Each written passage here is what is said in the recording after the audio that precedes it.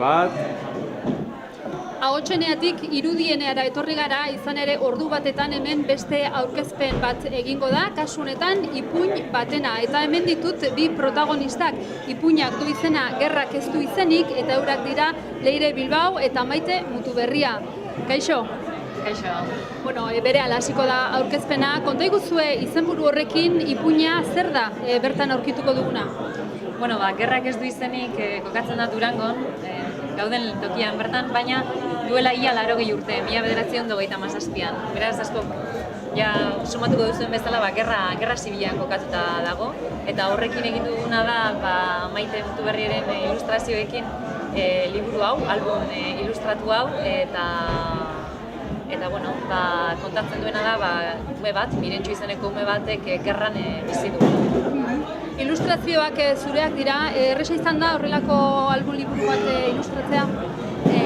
Bai, nahiko erraza izan da, batez ere, historia oso erakargarria delako, ez? Eta gauza asko kontatu daitezkelako. Horretarako, bere Diaga Elkarteak emandako argazkiak erabili ditut, argazki zaharrak nire marrazkiarekin kolasea eginez.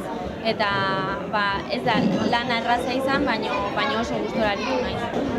Leire, 50 urte arteko umeentzako ipuina da, eta haien gurasoentzako noski gonbidatuko ditugu ekitaldira, oraingo aurkezpenera. Bai, bueno, lakoetan esaten da, zeitik aurrera, zeitik, klaro, 89 esaten dute batzuk, ez da, zeitik aurrerako albona da, eta nik uste dut hori gurasoekin irakurtzeko aproposa dela.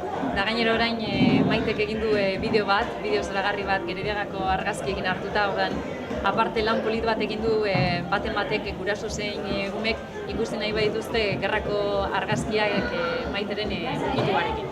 Bueno, zalantzarik gabe, Durangon kokatutako ipuina aurkezpena ontxe berehala, ordu batetan hasita, esan bezala, Sagu Ganbarako areto nagusian gonbidapena oraingoan ere luzatuta dago.